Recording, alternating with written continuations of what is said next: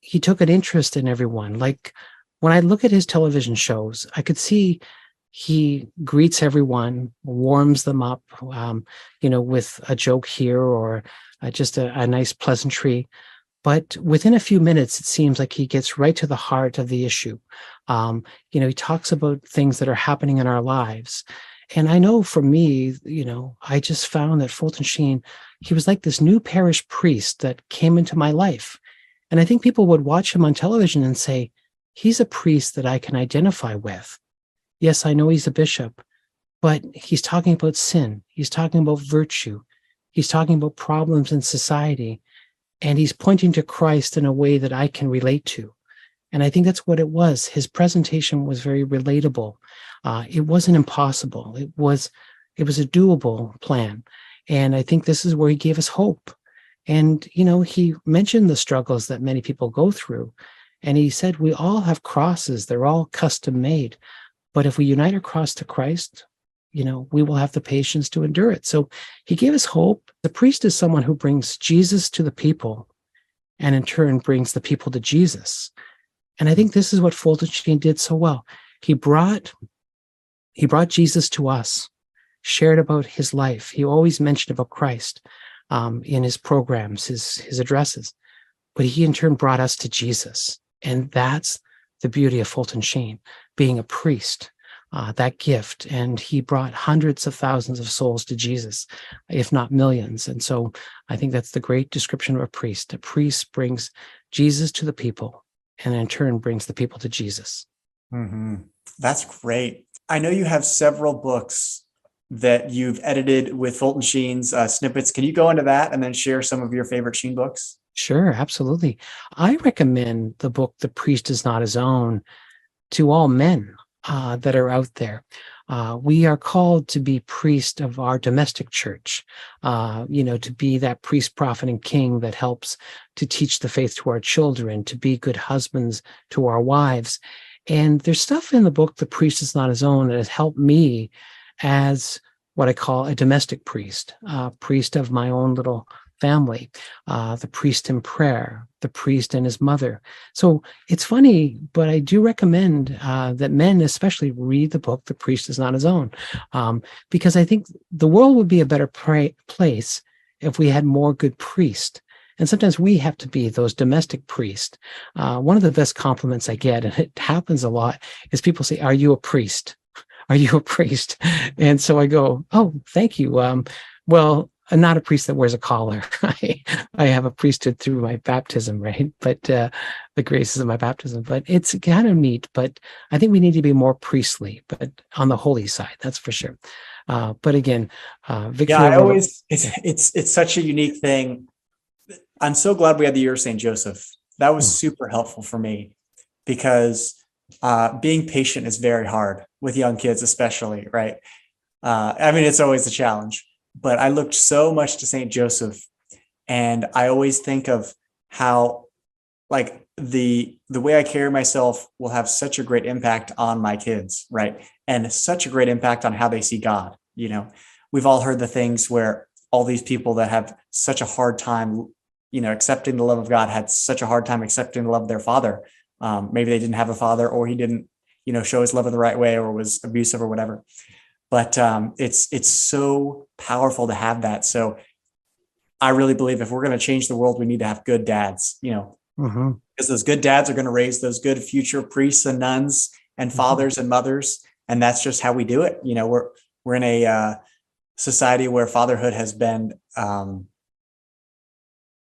mocked and emasculated. And that's where we just really need to look to Jesus. And I think a priest is not, I haven't read that. I've started it, but I definitely need to finish it. Yeah, it's beautiful that you talked about St. Joseph. And I know Fulton Sheen talks about St. Joseph in the book, The World's First Love. But, I love St. Joseph too. And again, he's been a go-to saint for me since my early 20s. And again, when my wife and I were in our pre-marriage course 38 years ago, the formators put all the men in one room and the ladies in another room. And the talk that was given was about adopting St. Joseph as your role model to all the new husbands to be. And I remember, I guess, praying one day to St. Joseph, and I said, how are we going to make this happen? And he says, I want you to pretend that I'm making you an offer. I'm going to build an addition on my house and let you move in with me. That St. Joseph's home, where he has the Blessed Virgin Mary and our Blessed Lord living with him, he's saying, I'm going to build an addition onto my room, onto my house for you and your family. I want you to live with me. I want you to live under my rule, my direction, and have access to my son and my good wife, the Blessed Virgin Mary. And I took him up on his proposal. And I always felt that I'd live in the house of St. Joseph. And I have this addition on, and that I have access to Joseph, Our Lady, and our Lord. And my children have all benefited from this being in the house of Joseph.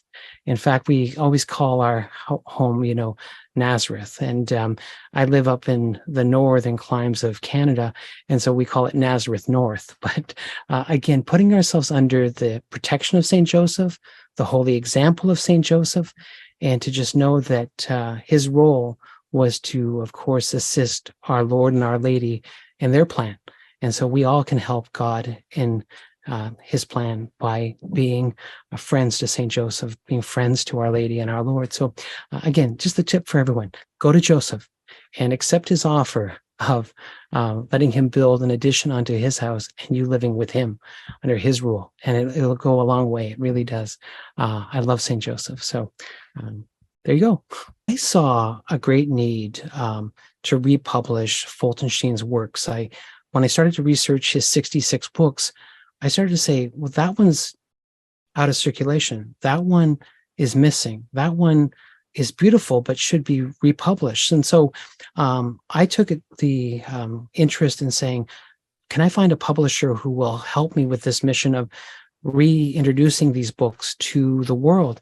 And so my friends at Sophia Institute Press, entertained the idea, and we got together and we compiled what I call Fulton Sheen's Legacy Series. Because when you look at his 66 books, he had some themes that he wrote about. And I noticed that he had like 9 books that he wrote on the 7 last words. Because every year, Fulton Sheen would talk about the 7 last words and change the theme. One year he talked about the 7 parts of the Mass and the 7 last words. And that book was Calvary in the Mass. One year he talked about the 7 deadly sins and the 7 last words. And that was Victory over Vice. And another year he talked about virtue and the 7 last words, and the Beatitudes and the 7 last words, and Our Lady's 7 words in Scripture and the 7 last words. So it was just beautiful. I'm going, hey, he's got this pattern where every year he writes about the cross and the 7 last words. And so I put all of those books together in a compilation and called it The Cries of Jesus from the Cross, because these are his 7 cries and how they look at it all these different ways. And so Sophia Institute has published that book in 2018 for me. And again, it's on its 7th printing. It continues to sell out. It's always one of the top selling books. So again, it was just an idea to say the power of the cross, the power of the 7 last words, we got to do that. And so I put together that book. And then everybody's asking me, well, what's your next book you're going to do? And I did a book on prayer, because Fulton Sheen's Holy Hour, his writings on the Mass, the Our Father, just beautiful Stations of the Cross, all of these things, because Fulton Sheen's saying we need to pray. And he had a little wartime prayer book. He had a Holy Hour prayer book. Fulton Sheen was always making these little prayer books. So I put together all of Sheen's writings on prayer. And that book's called Lord, Teach Us to Pray. So a book on the cross, a book on prayer. And then people asked me, what's next? And I said, well, his writings on the sacraments. Fulton Sheen wrote about the sacraments and marriage. The book 3 to Get Married is beautiful. And his book on the sacraments is even more beautiful. And so we put that together into one book called Archbishop Sheen's Book of Sacraments. And then, of course, he wrote so much on God's love, the famous saying, God love you. So we took Sheen's writings on love and called it the greatest commandment. Again, he wrote a book in 1944 called Love One Another. and he wrote the book God Love You. So we put those two together. And my latest fifth book, the last book I wrote just was called War and Peace. It was Sheen's writings during the war years, because war is all around us. We see, atheism, communism, materialism, all these isms, socialism. They're just pervading society. And people are saying, is there someone who can write about this and talk about this? Well, Fulton Sheen is the man to write and talk about all the isms. And so we put together all of his writings during the war years and called it War and Peace, because Fulton Sheen's name actually in Gaelic, Fulton in Gaelic means war, and Sheen in Gaelic means peace. So his actual name means war and peace, and of course his Irish background and stuff. So those are the 5 books I put together with Sophia Institute Press, which are theme books. They're anthologies. But again, I wanted to make it easy. Instead of buying 66 little books, you can buy just a few, books that are collections. And so the power of the cross, the power of prayer, the power of marriage, the sacraments, the power of God's love, and the answer to peace and overcoming war, all from Fulton Sheen. So those you can find through Sophia Institute Press. And I know their website is sophiainstitute.com. And to all of your listeners, of course, we want to extend a 25% discount. And there's always those promo codes when you check out at websites. If you use the promo code Sheen25, you'll receive a 25% discount, not just on Sheen books, but anything that Sophia carries. So I just thanks to them. They're so generous. Wow. And so there you go. So, but those are the 5 anthologies that I edited and compiled. And there's other books that I've self-published on Amazon, and you'll find them there too. But again, I think I really just indebted to Sophia Institute Press and the work that they do to republish these books by Sheen. So I tell you, they are touching souls and changing lives, which is so beautiful. Oh yeah, definitely. So I saw Virtue Over Vice on Amazon. That's one that you did? Yeah. So what happens, Victory That is Over an amazing book. You mentioned that earlier. I remember I think I read almost all of it while I was on a plane. Yes. And I was amazed. It was just incredible. Yeah. And it's awesome because when you listen to Fulton Sheen enough, when you're reading, you can hear him talking. Yes. And it's really neat for that to happen. And so go check that out. I'll have to link that in the video. Yeah. Victory Over Vice, 1939 book. Sophia Institute Press carries it. And again, it's included in the first anthology, Lord Teach Us to Pray. It's one of the 7 books I put in there. But you can see where Sheen was being very pastoral. So in 1939, he does Victory Over Vice, 7 Deadly Sins, The Antidote, 7 Last Words. Then the following year, he says, now, I want you to practice 7 virtues, the theological virtues, the cardinal virtues, and applied them to the 7 last words on the cross. So he gave you the remedy. So this is how you overcome vice. This is how you practice virtue. And it's with the Lord as your inspiration. So, and again, I did a combo book on Amazon where I put the 2 books together, because everybody's saying, help me overcome vice, but help me practice virtue.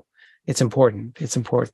So those 2 books, Victory Over Vice and the 7 Virtues, are great reads. And like you say, each book only takes 2 hours to read. They're 100 pages, quick read, but they change your life. They really will. That's great. Do you recommend any from TAN or the other publishers? Oh, yeah. So now, I know that you have a beautiful relationship with TAN Books, in that you have I think a special promo code that you give all of your supporters to when they're on TAN Books and checking out, that they put in the promo code and they receive the 15% discount. And with TAN Books, Fulton Sheen, it's been a mainstay. Use the promo code The Joy of the Faith at checkout for the TAN Books. They've got the 5, they call it the Signature Series. And it's 5 books that I think of how popular they are, especially today. His book on communism and the conscience of the West, The Way to Happiness. Again, just these beautiful, they picked I like to say, the ones that people desire even today. They're saying, what can I get? And so I say, buy the whole series. They're 5 beautiful books. And of course, Fulton Sheen wrote a book on, we put it together, but it's a collection of his talks during a mission he gave in Ireland for St. Therese. It's called St. Therese, A Treasured Love Story, because Fulton Sheen was actually a third order Carmelite. Priests can be, third order Dominicans, third order Franciscans, third order Carmelites. The priest can be third order things, and he loved Carmel. He loved St. Therese, especially St. Therese of the Child Jesus and the Holy Face. And this is why I have a great devotion to the Holy Face, because Fulton Sheen, of course, shared always about St. Therese of the Child Jesus and the Holy Face. But again, he was a Carmelite, and but that book that's available through TAN, called A Treasured Love Story, is a must read. I always say he will help you to understand the simple way, the beautiful way of St. Therese, and how we can all follow that. So again, it's great to see one saint talk about another saint. Yeah. And so Treasure and Clay, if you really dive into Fulton Sheen and you want to learn more, read that. I've really enjoyed reading that book so much. Right. Yeah, I love the Holy Hour prayer book. Again, it's available on Amazon. You'll see it. There's a beautiful picture of the monstrance from the altar in Peoria. So you'll see it, Holy Hour prayer book, Fulton Sheen. It's got beautiful meditations in there. Fulton Sheen wanted us to go into the Holy Hour prepared. Bring the scriptures with you. Bring meditations. He kind of gives everyone 10 reasons to make a holy hour, different insights that he has, because of course he did the holy hour for all those years. And so it's good to bring a nice booklet with you into the holy hour, and not just to the holy hour, but even to read at home, some beautiful meditation. So the Holy Hour prayer book is one that I recommend, along with Victory Over Vice. Those are my two favorites. Go to Heaven? Go to Heaven is a book that isn't really published that much. It's one of those ones where sometimes a publisher will do a run on them and not republish it. So Go to Heaven is a good book, but it's hard to find. It's not what I call in mass distribution. There's about 30 books that Fulton Sheen wrote that everybody knows. The World's First Love, Life of Christ, of course, the anthologies that I've put together, and Stan books, the ones they're distributing. So, the Gory Publications has a number of books. Ignatius Press carries 7 or 8 Sheen titles. So, each one of the major publishers carry a half dozen to a dozen books of Fulton Sheen. But there's some other books that are a little bit more obscure that are harder to find, but are republished and maybe not as popular. What are the best Fulton Sheen quotes? Well, there's 4 of them that really sing to my heart if we've got time. But, the first quote, of course, we just mentioned, unless souls are saved, nothing is saved. That is so true. And I think it's part of what I like to say is my battle cry. It's about saving souls, including my own. Yes, I want my children to get to heaven, my grandchildren to get to heaven, my wife to get to heaven, but I want others to get to heaven too. And so that mission of saving souls is so important. Another quote that really touches my heart is when Fulton Sheen said, there's all these crazy things going on in the world. And sometimes I look at the 6 o'clock news and say, oh, can't believe that happened. I can't believe that happened. The evil that's out there. But he said, a world capable of putting God on a cross and killing him is capable of doing anything. And I thought about that. It just sobers me up thinking, yeah, so when you see those crazy things happen, remember 2,000 years ago, they put God on a tree and put him to death. So the world is capable of doing these evils again and again and again. And so it just helps me to understand evil and to know that our Lord won the victory over evil, and that the power of his cross will redeem the world. So that little thing is very important. Of course, the great quote I love is, I don't want my life to be my own. I want it to be Christ. And Fulton Sheen said that so many times, and it's true. A lot of times we want our lives to be our own. I want to control everything. I want to have my say. But to just think of Fulton Sheen, I don't want my life to be my own. I want it to be Christ. And so that is so important. And the last quote that I think of is, because I have a great love for the holy face of Jesus. I love sharing the devotion to the Holy Face, be it through the Shroud of Turin, or the Veil of Veronica. I love having this encounter of presenting the Holy Face. And Fulton Sheen said, at the end of your life, you're going to either come in contact with two faces, the glorious face of our Lord or the face of Satan. And both those faces will just say one word, mine, mine. Do you want to hear the Lord say mine or Satan say mine? And so it's that very chilling reality that we will see God face to face, hopefully one day, and be with him for all paradise. Or there is a chance that we may be faced with Satan and his face and face the torments of hell. So very sobering. So this whole idea of whose face will you see at the end? And hopefully it's the face of Christ. We say, Lord, show us your face and we shall be saved. So those are the four quotes that ring true with me and Fulton Sheen again. And for others, everyone has their own Sheen quote, but those are the four that are in my life every day. Oh, definitely. And I think it's so interesting because you would listen to those quotes and be like, there's no way that guy is popular today, right? When he says such like hard truths. But Fulton Sheen had such a great ability to relate to people and like a joy in his being, you know? So I think that's something that we all need to realize is that, you know, I think so often in the church, people are like, oh, we don't want to say, you know, talk about hell or Satan, right? On the one end, and the other ones that are like, that's all they want to talk about. You know, Sheen obviously said the hard truths, but he also had like a great joy that resonated to everyone else that people could see. And I think that's what we're called to do is we're called to look to heaven as our goal and then see how we can get other people there. And so much of that is being able to engage with the world and to learn things, to be able to relate to other people, because especially today in this post-Christian society, if we just went up with those Fulton Sheen words, they'd be like, what are you talking about? Right. But if we can bring them in through like great friendships and then introduce Sheen, that's just like, wow, really hard hitting, but also like he engaged with the people of the time. Right. Won an Emmy for his show. I mean, it was just really amazing what he did.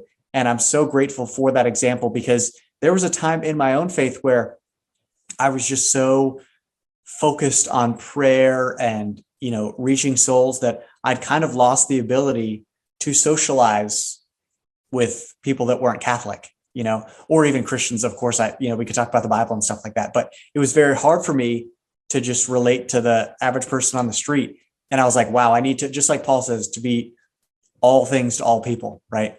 And I think that's a call for us today, that we can't just kind of like hide away and, you know, obviously our salvation is most important, right? But we need to be able to reach others, right? Our number one goal is to get to heaven. And our number two is to bring as many people there as possible with us. So yes. I'm really grateful for that example, because right. you see a lot of that today. Yeah. And I think of Fulton Sheen, if you listen to his old radio addresses, he would speak to Jews, Catholics, and Protestants and mention them by name. I mean, every week he said, I'm challenging everyone to make a holy hour.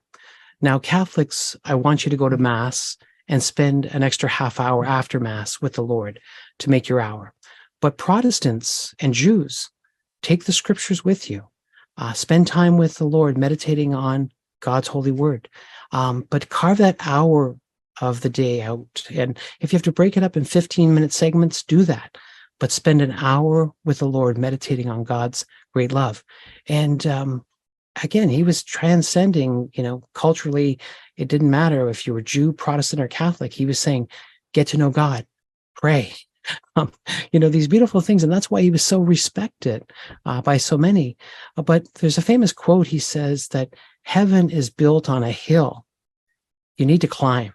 You need to climb. You just don't coast into heaven. You got to climb and bring those souls with you too. But again, he was a man that encouraged all of us to pray. But I think many people remember his holy hour and his preaching on the holy hour and how important that was, and how for 62 years, not only did he talk the talk, he walked the walk, and that he never missed that opportunity to pray with our Lord for an hour each day. And sometimes I think Fulton Sheen did multiple holy hours in a day, but for 62 years, he never missed. So great example for all of us to be steadfast and dedicated to prayer. Oh, yeah. And think about all the priests that you've heard talk about their holy hour and how that has changed their life. I mean, obviously, Father Mike Schmitz talks about it. All focused missionaries do the holy hour, right? Because of Archbishop Sheen. There's an exorcist talking about how he did the holy hour. It's a really great thing. Now, Al, you travel all over North America to share Sheen. Can you tell us how many places you visited and what people have resonated most with when you share on Archbishop Sheen? Right. Well, I think everyone has a Sheen story. So it doesn't matter if I'm speaking in California, New York City, throughout Canada, Texas, Florida. It's always the same. Everyone comes up to me and says, "Oh, I read this Sheen book and it changed my life." Or I met him in person and he was so kind. It's just that I just felt I was in the presence of a saint. I get these stories all the time about conversions of people who were lukewarm in the faith, but somehow Fulton Sheen just invigorated their faith, gave them the reason to come back. I meet many converts who say Fulton Sheen is the reason why I became a Catholic. So everyone has a Sheen story. My Sheen story started when I was 48 years old. I never watched Fulton Sheen as a child. I never knew of him, but I found him later in my life.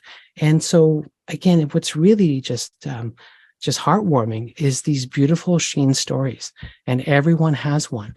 And so that's where I know this man has touched the lives of millions of people. So it doesn't matter where I am in America or Canada.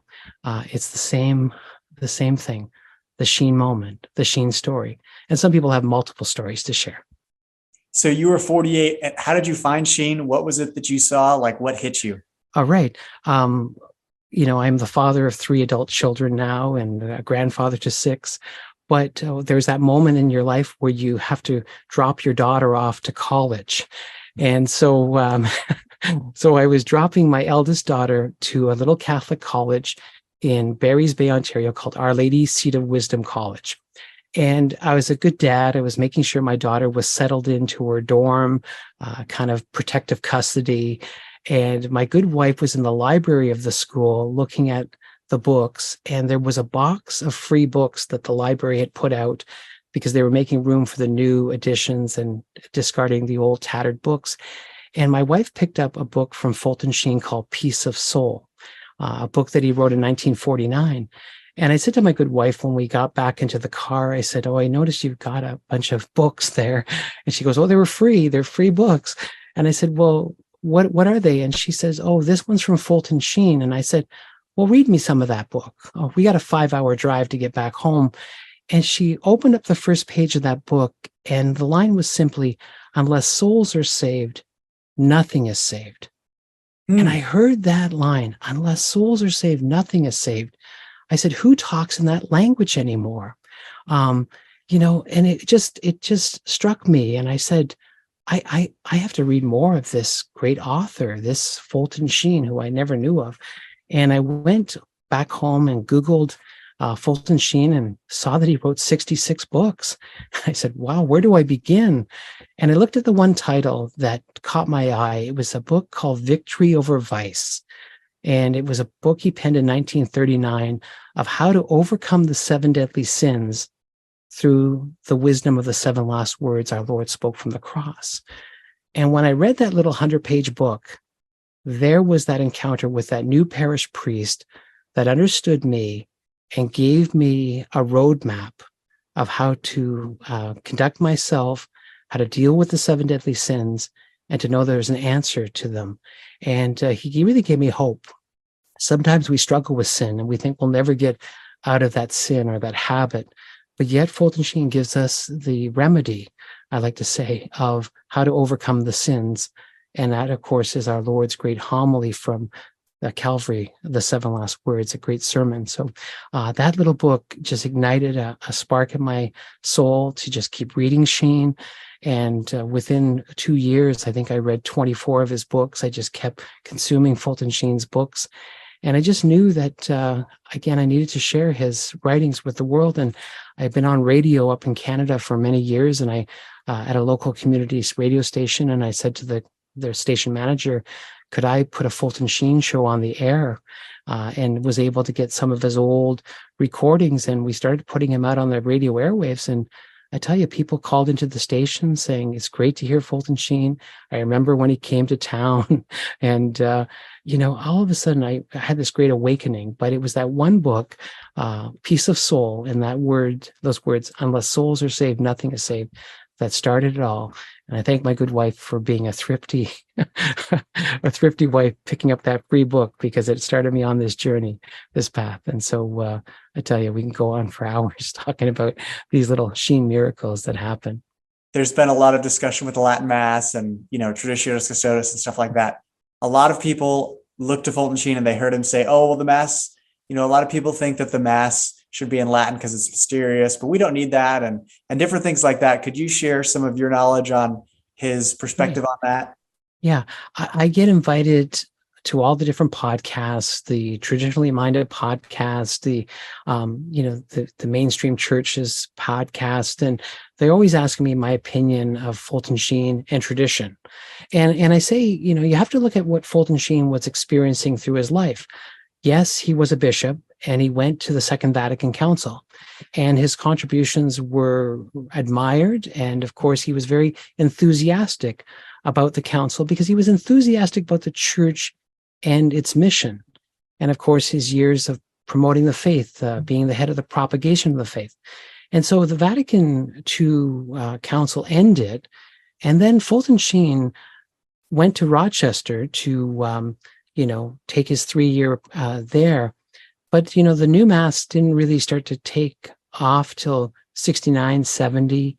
Well, Fulton Sheen was retired. He retired as a Bishop of Rochester in 1969. So he wasn't really part of the implementation of the new Mass, the new program. He was in New York City, retired, of course, trying to give priestly retreats and do things like that. But because he had so many pictures with the popes, they always think he was chummy with the popes. Well, they were trying to get a photo with him, I think, because he was even more popular than some of the popes, I think, sometimes. But still, I think it's what he wrote and what he said about tradition. And you'll see that he wrote beautiful writings on the Mass. He has the 2 books, Calvary and the Mass, This is the Mass. You read his books on These Are the Sacraments. You read his catechism series, and you know that he's friends of tradition. And I think, privately, I believe he prayed the traditional Latin Mass, as many older priests did. Remember, Fulton Sheen spent all those years only praying the Latin Mass. And then there was that short period with the new Mass. So a lot of retired priests just pray the traditional Latin Mass because that's what they know, and they found it to be very beautiful. So I think of, when I look at Fulton Sheen and his writings and what he said and what he wrote, he's a friend of tradition. And this is why you see many bloggers featuring Fulton Sheen, and especially his Eucharistic Holy Hours, his love for things that are holy. That's a friend of tradition, that's for sure. And I don't think, that you will fault him for being enthusiastic about the church's mission, but sometimes you can misinterpret what he says, or you kind of read into something that's not true. But I think at the end of the day, I look at the evidence that's presented, and I like to say he'd be very favorable towards the traditional Latin Mass, but because it points to Jesus. And that was his goal. He said, I want to get you to Jesus. And if sloppily said Mass, these clown masses or whatever, that doesn't point to Jesus. And so Fulton Sheen, I'm sure, would say, no, none of this. If it points us to Jesus, then I'm with it. It gets my blessing. It gets my vote. And I think that's what Fulton Sheen always did. He wanted to make sure that we all got to heaven, and that we were always mindful of the abuses that are present, to be that watchdog, to be discerning, to practice the virtue of prudence, do what's right. And I think a lot of times we maybe look at an old interview and say, oh, he didn't seem to say the right thing, or we heard something about him on a Tuesday in Rochester, but it's what he did and what he said for all those years. And I think that's what speaks the volumes, is not the one-offs, that interview or this comment, but the whole package. And again, the church declared him venerable.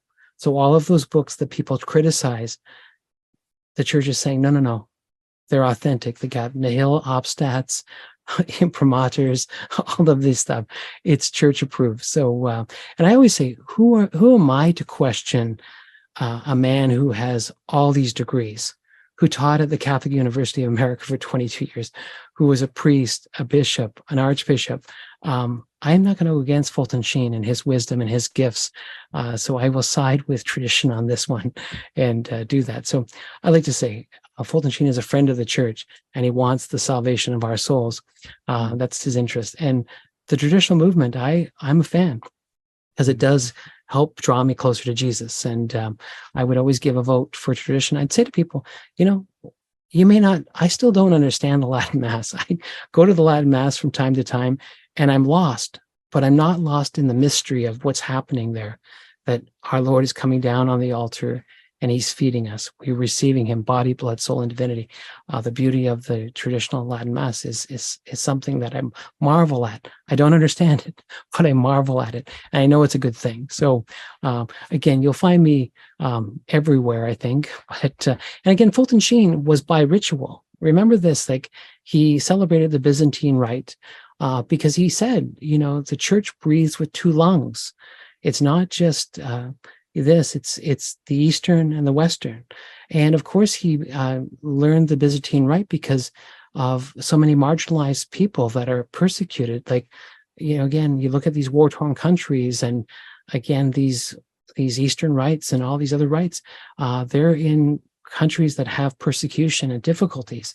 And so it was his way of helping them out with that too, that they're people too, and that their right is just as valid as the other rights. You know how he learned the other right? Well, of course, he's a great student. He's a great study. Like when you think of the volumes of things that Fulton Sheen had to learn, languages. I mean, he spoke French, German, Italian, English. Like he had to learn those languages, and of course, Latin too, right? And of course, to learn how to celebrate the Byzantine rite, he studied it, he knew it, and of course, practiced it. And then, of course, was given the faculties to be by ritual. And many people see the pictures of Fulton Sheen in his Byzantine garb. And a lot of that is actually at the Sheen Museum. For people who visit Peoria and visit the tomb of Fulton Sheen, can go and visit the museum, and you'll see his Byzantine garb, his vestments, his mitre, all of those beautiful things. And they all have beautiful sewn-in icons of Our Lady of Perpetual Help. And she is actually the patroness of the Diocese of Peoria. And so it's a beautiful connection. And Fulton Sheen's body arrived on the feast day of Our Lady of Perpetual Help. Wow. And so there's something there. Fulton Sheen loves Our Lady. And there's a sign there. Go to Mama. Go to the Blessed Virgin Mary. So there you go. Well, thank you for sharing that. Did you know if Fulton Sheen ever met Padre Pio, or if they ever had any correspondence? I can't say I can't show you a picture of that, but I was told that they had met. I mean, you hear all these stories you always think Fulton Sheen, because he was all over the world, and of course in Rome many times, and of course being a Monsignor, a bishop, he was in Rome, it seemed constantly. But I'm sure he would have met many saints and many influential people. Again, we'll only know when they show us the records in heaven, but I wouldn't say no to that. I would say there was a good possibility, but I have not seen a picture or read a testimony that would say that the two were friendly. But I do know that Fulton Sheen knew many popes and bishops, and of course, Bishop Pope Benedict XVI remembers Fulton Sheen from the Vatican Council. St. John Paul II used to listen to Fulton Sheen's talks and practice and learn the English language through Fulton Sheen. So there's many popes that remember Fulton Sheen and speak highly of him. So he's touched a lot of lives, met a lot of people, and influenced a lot of people too. That's great. Wow. Thank you so much for all that you've shared. To learn more about you, bishopsheentoday.com. Is that right? That's right. Yeah. Yeah. And I named the site bishopsheentoday.com because we need Bishop Sheen today. I need him. I mean, my children need him. My grandchildren need him. And the world needs Bishop Sheen. So what better title to give a website than bishopsheentoday.com? And there you'll find hundreds of videos, hundreds of hours of audio recordings, all the books that are available through the different publishers. It's your one-stop hub for everything Fulton Sheen. And you can drop me a line and ask me a question or send me a comment. But again, if you want to know more about Fulton Sheen, go to bishopsheentoday.com. That is great. Awesome. Well, it's been a pleasure to have you on. Hope you all have a blessed day. Please like and share this video because this is a great one for people to hear of. I love sharing Bishop Sheen and it's touched so many people. So have a blessed day and God love you. Friends, oddly enough, the best way to give you some idea of what we are talking about tonight is to give you the definition of a prune.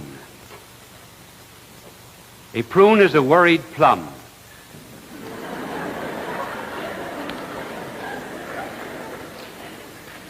So I'm going to say something about worry, or more properly about fear. A little girl went to her daddy once and said, "Daddy, are you afraid of cows?" "No." "Are you afraid of snakes?" "No." "Are you afraid of long woolly worms?" "No." "Daddy, you aren't afraid of anything but Mom, are you?"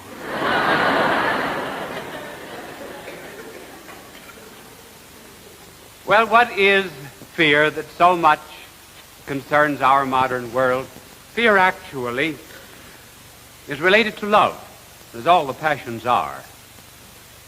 And fear is the emotion that arises in us when there is a danger facing something or someone that we love. And the mother has fear for her children. We will talk about various kinds of fear.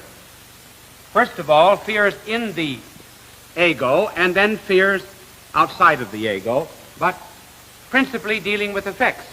One could give the kinds of fears. Now, first of all, in the ego, or in the self, one of the first effects of fears, and this seems very strange, is laziness. Well, how is laziness related to fear? Well, a person so loves his own physical comfort and ease that he's afraid of work. Very simple. I heard of an old couple down south. The husband was leaning up against the house, facing out into the road. The wife was in a rocker, but she was facing the house, the porch. And she said, "What's that noise out in front?" He said, "That's Jim McComb's funeral going by." Many at it? Yes. He said, "About 20 hacks." My, she said, "I'd love to see that funeral. I wish I was turned around the other way." Then, another effect of fear is gambling. Here I'm speaking of professional gamblers. A professional gambler is one who is afraid of the responsibilities of life. And so he lives in a world of fantasy and dream in which he's always just about to make a great fortune. Two of them were coming home from the racetrack one day, and one of them said, "You know, today I broke even." And boys, did I need it.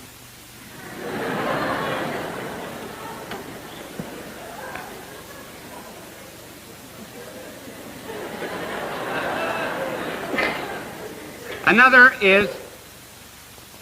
effect of fear is hypochondria. There are some people who make themselves mentally sick. Actually, there are cases on record, for example, of men saying, "You know, if I had not been sick, I would have been one of the greatest tennis players in America." Or if I had not been sick, I would have written the finest novel that was ever produced in America. Or if I were not sick, I would have been a millionaire, and so forth. Now, it's very likely that he became sick, made himself really sick, in order to avoid facing the responsibility of his own boast. In the San Francisco earthquake, there were 30 people who hadn't walked in 30 years, got up and walked.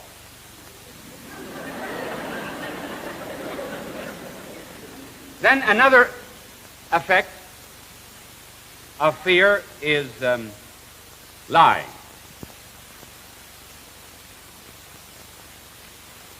Some who have a feeling of deep inferiority discover that by boastfulness and exaggeration that they convince others of their importance. I know of a little girl who was always lying. She was given a St. Bernard dog once. I once had a St. Bernard dog. He had the instinct of a lap dog and the instep of a rhinoceros. Well, this little girl was given a St. Bernard dog, and she went out and told all the neighbors she had been given a lion. And her mother called her and said, "Now listen, I told you not to lie. You go upstairs, tell God you're sorry. Promise God that you will not lie again." So she went upstairs and said her prayers, and when she came down, the mother said, "Did you say your prayers? And did you tell God you were sorry?" And the little girl said, "Yes, I did. And God said that sometimes He finds it hard to tell a dog from a lion."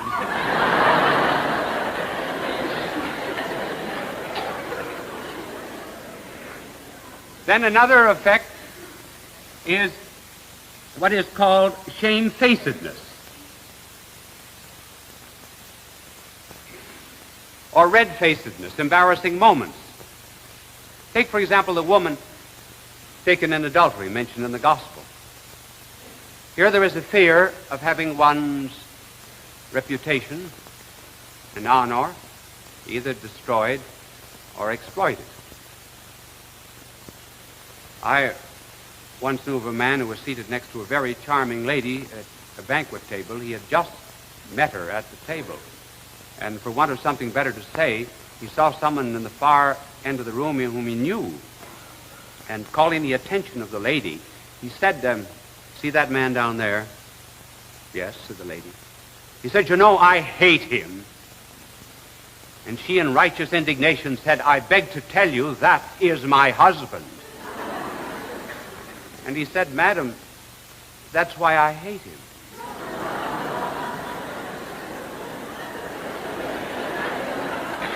Not everybody gets out of difficulties quite so easily.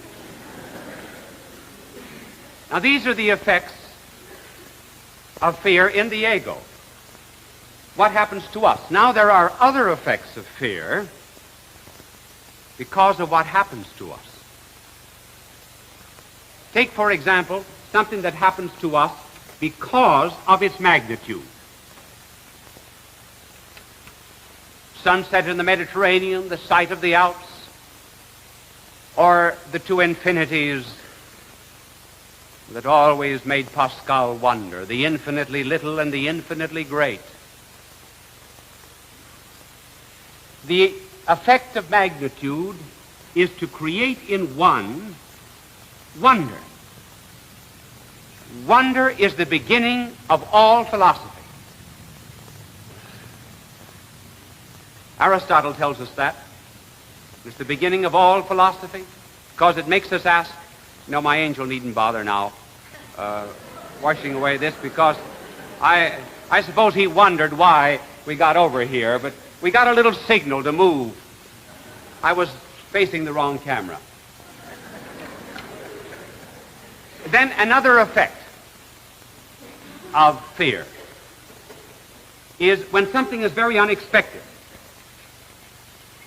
Take, for example, the explosion of an atomic bomb, or something unexpected that's happening to me now. These two clocks are not exactly alike, and I'm wondering just on what second I'm going to finish. So if you'll give me a signal.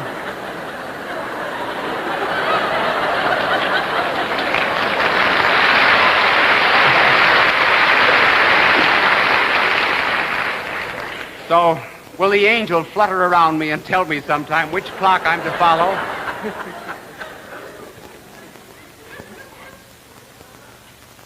such as the explosion of an atomic bomb creates stupor. And the third effect, and this is very important, is where there is something that happens to us in which we feel helpless. And that creates what is known as anxiety.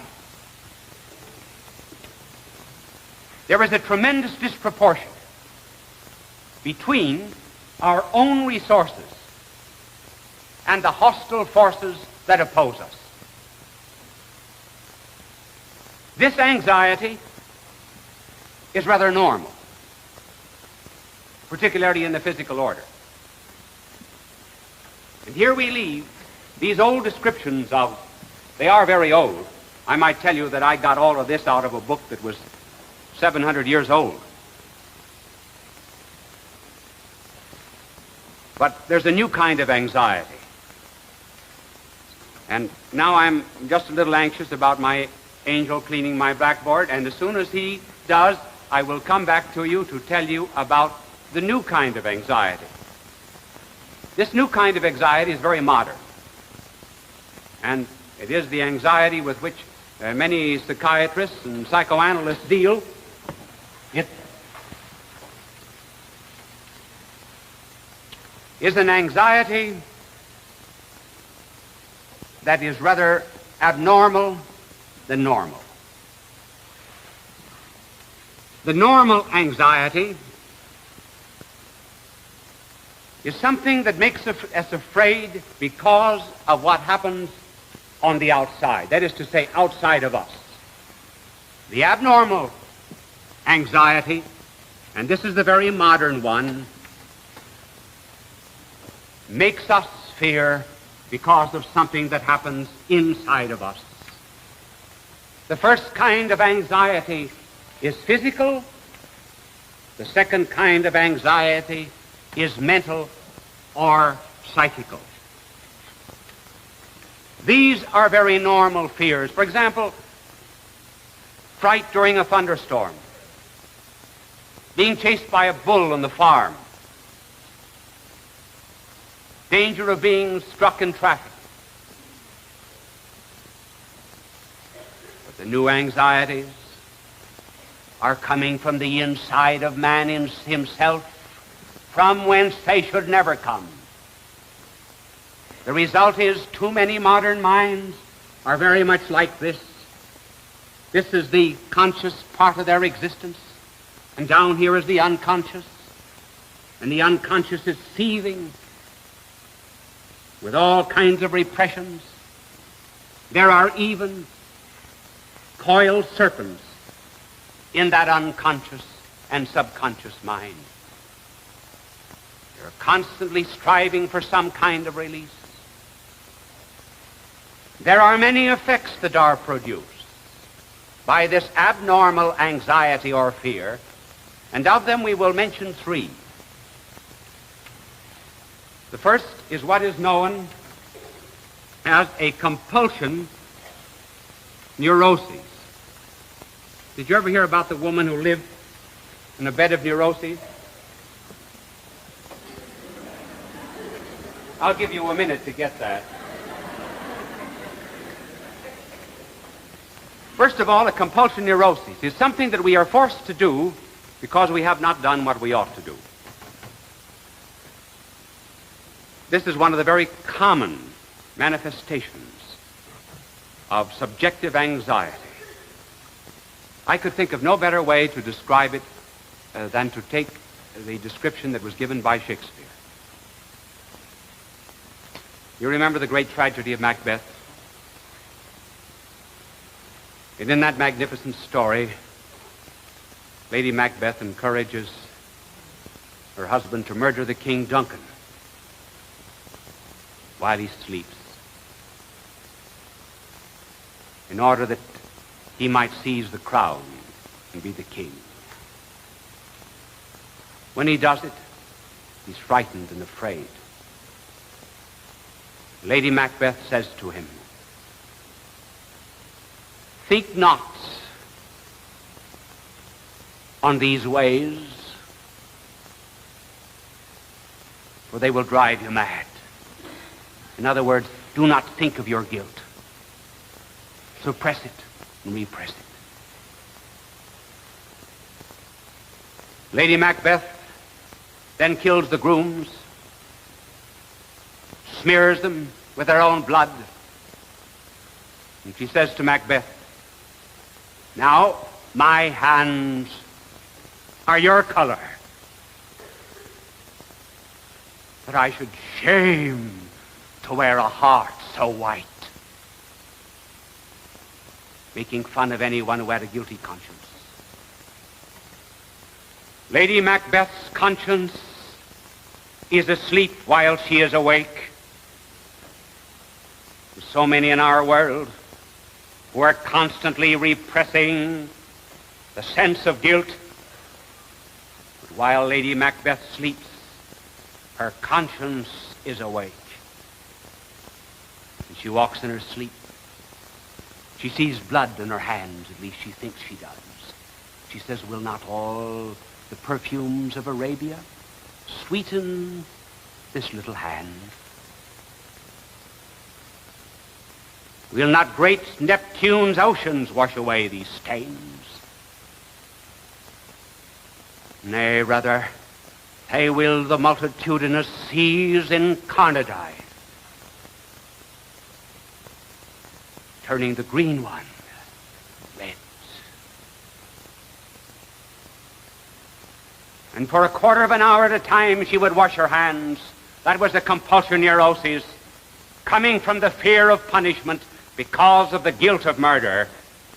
Instead of purifying her conscience, the compulsion neurosis came out in the washing of the hands, as it does in so many compulsion neuroses in our modern world.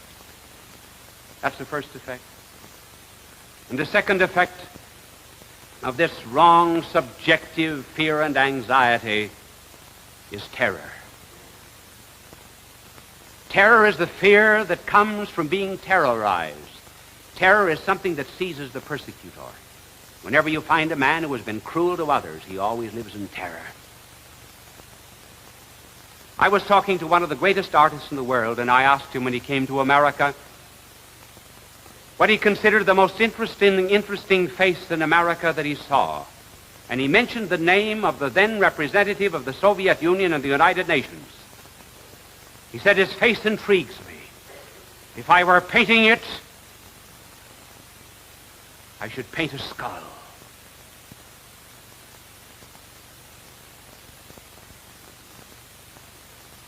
And we know that some of their representatives, when they leave our hotels in New York, leave sometimes their guns under the pillows, bullets in the night tables. Terror. Terror because they know they have taken the lives of many and have been responsible, and there's no blotting out a guilty conscience, though they deny both God and conscience and morality. And then finally there is horror, this modern thing of horror, or rather dread. Dread is the fear of nothingness. Think of how many there are in our world today who have no sense whatever of a plan of life. They are, if I may describe it, something like this. I'm telling you what, this is a ship. This is a mast to the ship. This is the water of the ship. This is a crow's nest. No respectable crow would ever be seen in it either. And that's the ladder going up to it, and here's my usual man, the only kind of man that I can draw. I'll get another art scholarship for this one. The modern man does not know where he's going. He's not certain of his destiny. This is a storm at sea, and he's always in danger of being thrown back into the nothingness from which he came. And so he lives in a terrible sense of dread. He's fearing the wrong things, our modern man. And much of modern culture is destined to try and suppress that dread. Sleeping tablets, opiates, constant love of pastime and pleasures, all these are attempted to suppress this awful gnawing feeling of nothingness and the dread of nothingness? Why is it that a cow never has dread? Pig never has a psychosis? A hen never has a neurosis? Why is it none of these things have dread? Simply because none of these things in lower creation, nothing below man, has a soul. It was born for the infinite. It takes eternity to make a man despair. And if they only knew it, as I said, they're fearing the wrong things. We used to fear God, then we began to fear fellow man. Now we begin to fear what? We begin to fear ourselves, something that we should never fear. How will they get out of it? They will get out of it by realizing that fear is the pathway to peace. But there are two kinds of fear. There's the servile fear and there's a filial fear. Servile fear is a fear of punishment, which they all have, a fear of judgment. The filial fear is a fear of reverence. For example, servile fear. The child disobeys the mother and goes to the mother and said, "Mommy, I'm sorry, I did wrong. Now I can't go to the picnic, can I?" And the other child just throws her arms around the mother's neck and cries and said, "Mommy, I'm sorry I hurt you." Servile fear, or the fear of punishment, or the dread, can be the starting point for filial fear or the fear of reverence. All who have dread have within themselves a longing. They all have misery. What they need and what they want is mercy. And if therefore they will face love itself, for perfect love casts out fear, then they will come indeed to someone whom they will love so much that they will be honest and good and just, not because they dread punishment, but simply because they have reverence for someone whom they love. No one will ever be good over a long period of time simply because he's told to keep a law. He will be good only because he would not want to hurt someone that he loves. Why be good? Because there comes to one the sight of wounded hands and riven feet. There comes to one a picture of one who has been hurt. And so we try to be good because we love God and we love him so much we do not want to hurt him. That is the end of fear. God love you.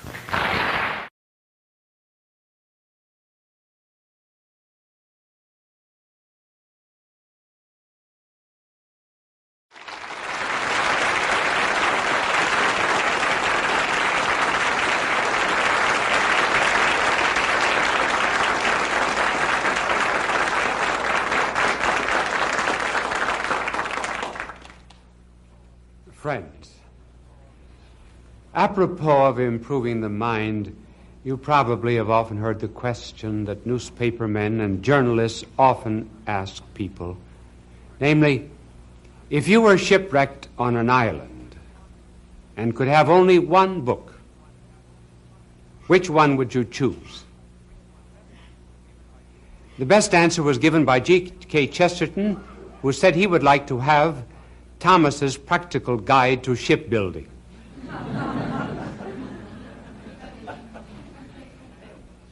I heard of a man who had been reading so very much about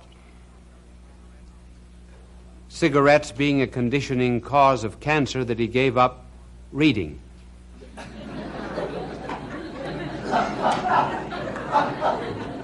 John, that was a second late. And there was a college boy who wrote home to his father and said, Dad, I'm going to save you a little money this year. You will not have to buy any more books for me. I've decided to take over last year's courses. One day some horsemen were crossing the desert, and they stopped at an oasis for a drink. And a voice out of nowhere spoke to them and said, fill your pockets with pebbles. Tomorrow you will be sad and glad. They obeyed the voice, and they filled their pockets with pebbles. And the next morning when they awoke, put their hands in their pockets, they found that the pebbles had turned into diamonds and rubies and emeralds of the most precious kind. They were glad, but they were also sad. They were glad that they had turned into jewels. They were sad that they had not taken more. And that's the way it is with education. We're very glad that we've had it. We're sad we didn't get more out of it. Did you know that there is a virtue called studiositas? In other words, studiousness. When we started to prepare this telecast, we went to Thomas Aquinas and read his treatise on studiousness. Now, studiousness, he said, is possible because the human mind is perfectible. In lower creation, there's not much perfection possible. For example, H2O can only take on 3 forms. It can be water, ice, and steam. Plants have greater variety, greater adaptability to temperature, to seasons, and the like. And animals have still more capacity for perfection due to their ability to move from place to place. Man is the greatest of all. Man, on account of his spiritual capacities of intellect and will, is able to get the whole universe into his own head. He therefore is a kind of a little world, a microcosmos. And due even to grace, he can change his nature. He can cease to be a creature and begin to become even a child of God. Now, studiousness is related, I wonder if you could guess the virtue to which that is related. Temperance. Temperance, because Thomas Aquinas says we have 3 great passions and urges and inclinations. One is to eat. The other is sex. And the other is for knowing. Everybody's curious, men just as well as women. That's the reason we hate to have secrets kept from us. We were made to know. Now, these 3 urges can become abnormal. Food can become gluttony, sex can become adultery, and knowing can become pride. Hence the necessity of temperance to prevent us, one, from having too little, and on the other hand, from having too much. If, for example, we have too little, well, then we become lowbrows. Now, a lowbrow, of course, does not develop himself. If we do not develop our muscles begin to atrophy. And there is in us, there is in the universe, not only an evolution, but there's also a law of devolution. That is to say, we can not only go up, but we can also go back. A white fence does not always remain a white fence. Leave it alone and it ceases to be white. It may even become a black fence. Darwin tells the story of a number of pigeons that were brought by a bird fancier to a very high degree of perfection of color. And then he turned them loose on an island and went back and found that in 10 years they had all changed into a dull gray slate color. They had degenerated. So it's possible for the mind to degenerate. It has been established statistically, think of this, that 61% of the adults of the United States during the past year did not read a single book.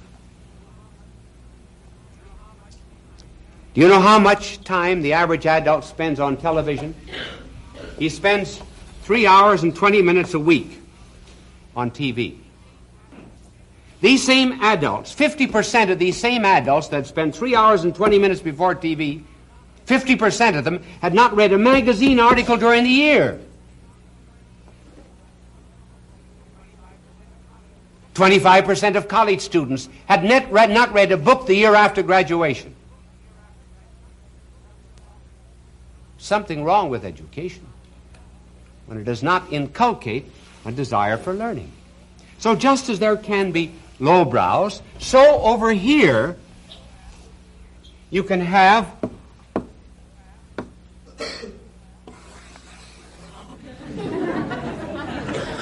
eyebrows.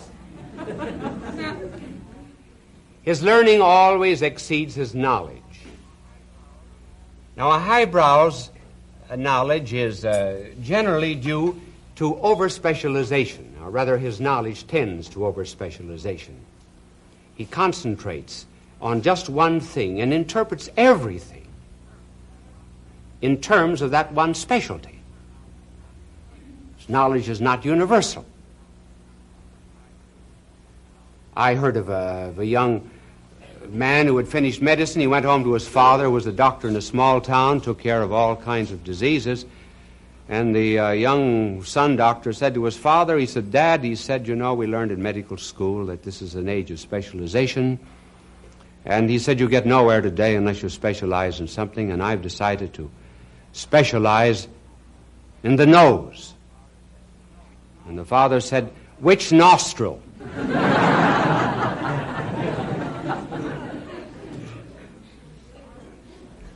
Darwin confessed to the ill effects of specialization. He said, "I've spent my life in one specialty of science," and he said, "I'm very sorry to say now that at the end of my days I've lost all appreciation for poetry and art and good literature, which I enjoyed when I was young and in the university." H.G. Wells once wrote a fantasy on the moon men. He called them the sea lights. And he pictured them all as developing one organ that was in accordance with their specialty. For example, those who just studied music and refused to learn anything else besides music, they were all ears. Glass blowers were nothing but lungs. And chemists had long noses. And scientists were carried around in sedan tubs. They were nothing but globs of intellectual jelly. And one of the ill effects of becoming a highbrow, and this is another mark of him, is he has no use for the common people. That's when knowledge begins to spoil you. When you've lost touch with the common man. Horace, the Roman poet, was that way. He said, I hate the common crowd, and I avoid them. Now these are the two extremes of studiositas. Now let us suppose now that we concentrate on how to improve the mind by a proper use of the virtue of temperance. There are three suggestions. The first suggestion is, in all reading and in all study, taste.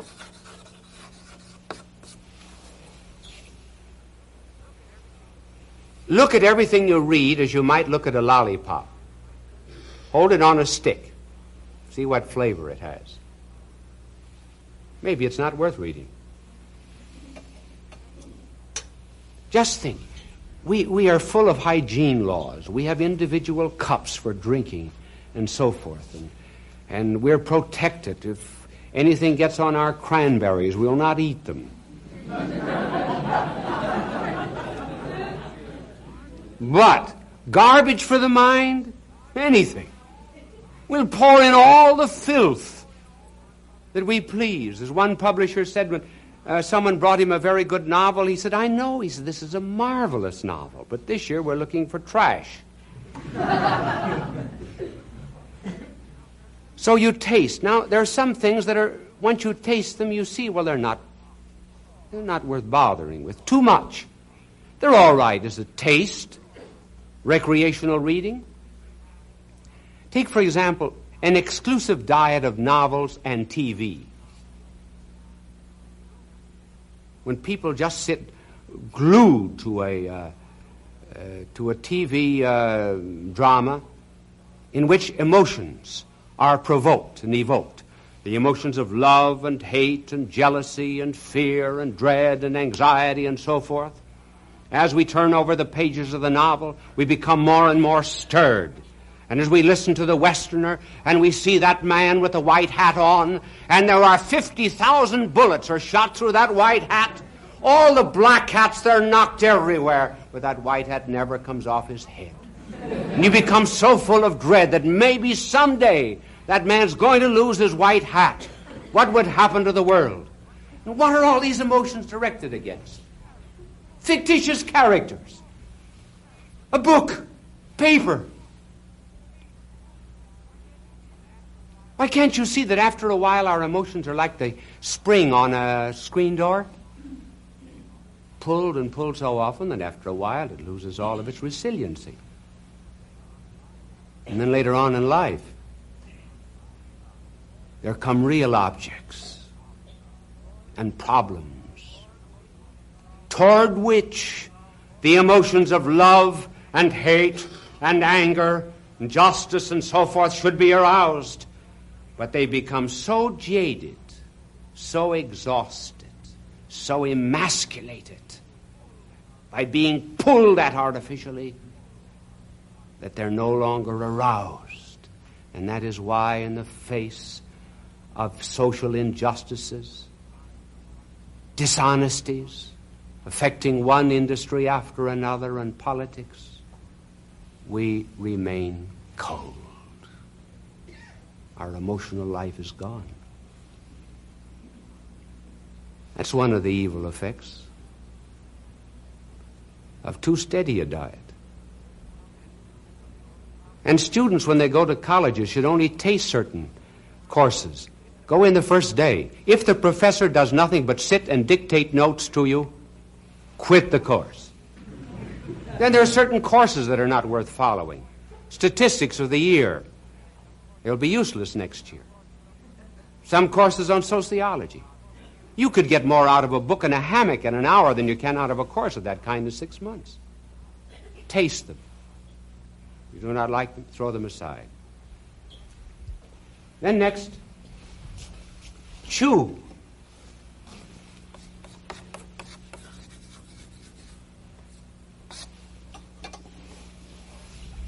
When we get hold of something good, and we masticate it in order to take out of it all the flavor that is there. Now this chewing means that we are not always just looking at the book. We first of all have to put forth considerable effort. There is no such thing as an easy path to knowledge. Do not believe these advertisements. Learn to speak French in 40 easy hours. Calculus, learned in an afternoon. Learn how to play the piano in 10 easy lessons. Buy an electric organ, sit down, play it at once. Just try it sometime. So we're looking for everything easy. We do not read books. We've got to get hold of a digest. Everything has to be broken up for us. We're not putting forth any effort. The other day when I came into the studio, I found a cover on a book. Fortunately, it was only a cover, but it very well illustrates the flight from effort today in studying. Do you know what it was called? Brain surgery self-taught.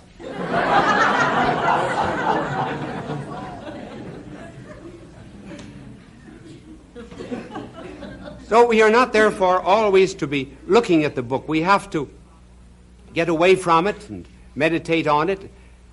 What I do with my books is, when I get a book, I read it through fairly quickly. I underline the important passages. That's chewing out the meat. And then I read it over the second and third time. And then I will make in the back an index of my own, so that when I want to refer to those ideas, I have my own index ready. Now, you cannot do that with borrowed books. Anatole France said that the only books he had in his library were those that were borrowed. Then the third way to improve your mind is to digest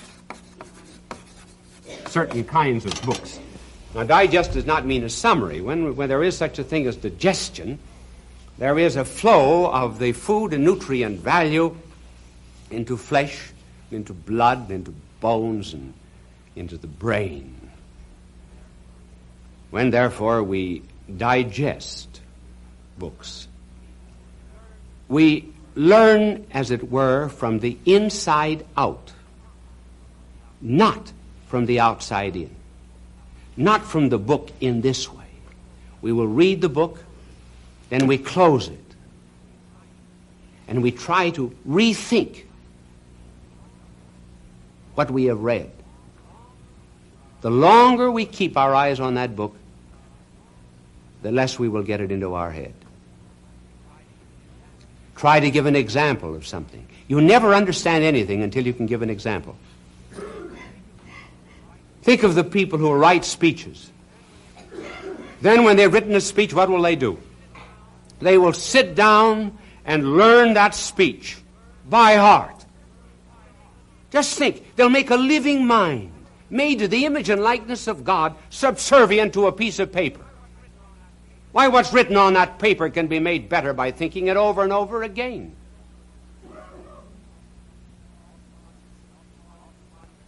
It's often wondered how I can get up here and talk for a half hour and not use an idiot card or a teleprompter. It's really very simple. Just simply get ideas into your head.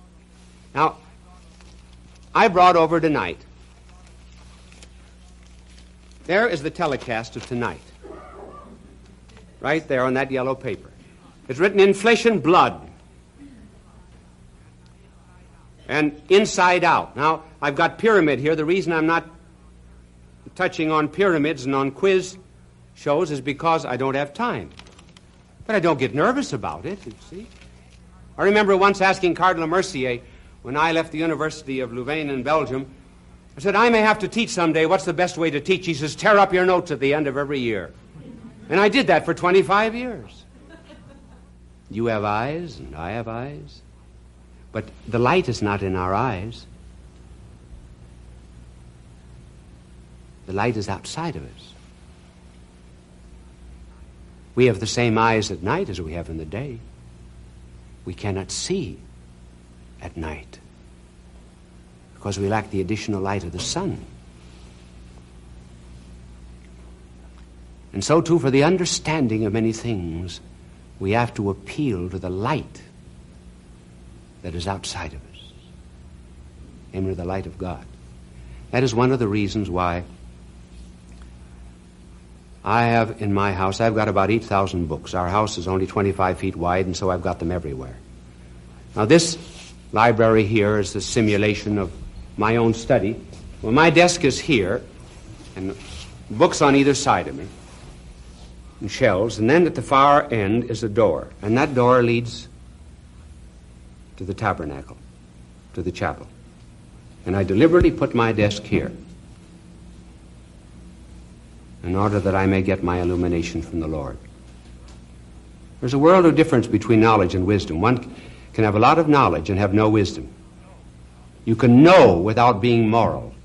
In order to have wisdom, you have to be good. That's the reason. Never go to a psychiatrist who's divorced or is not leading a good life. He can't give you any wisdom. He can never help you.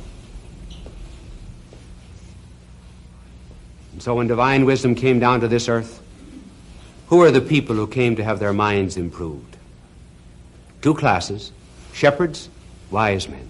And the wise men found what every student wants, the wisdom of God.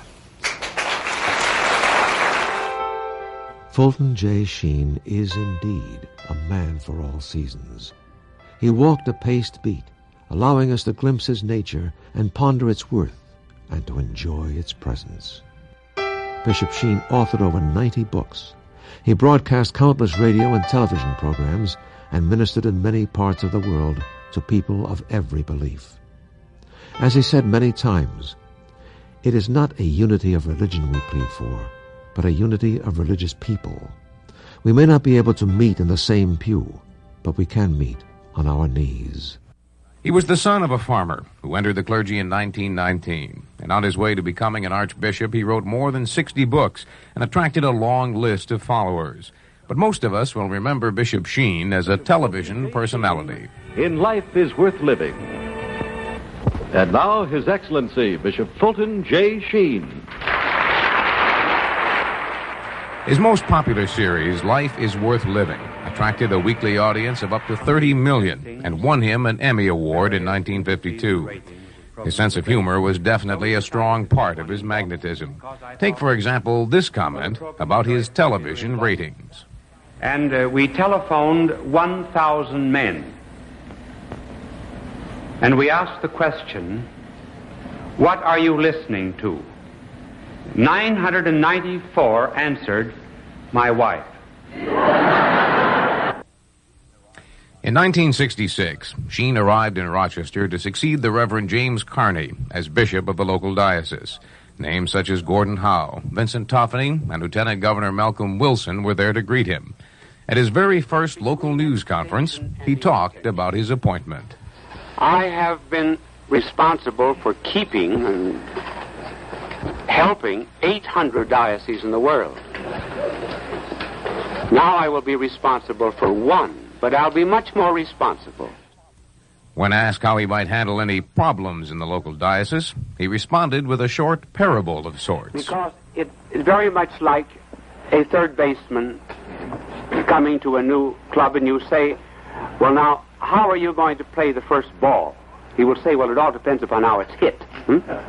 Archbishop Fulton J. Sheen will be remembered worldwide, but he will always be the subject of special memories here in Rochester. The local ecumenical movement made progress by his very existence.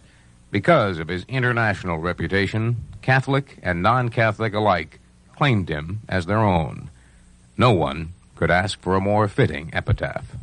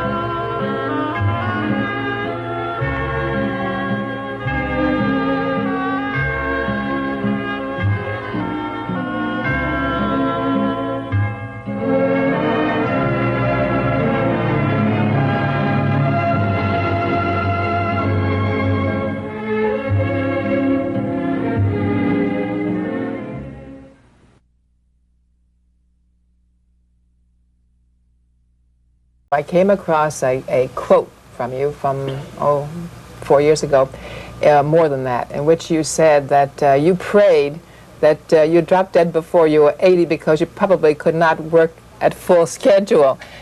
Thank God your prayers were not answered. But now that you're 84, you're going to try for 90? No. No, please God, I don't want to live that long.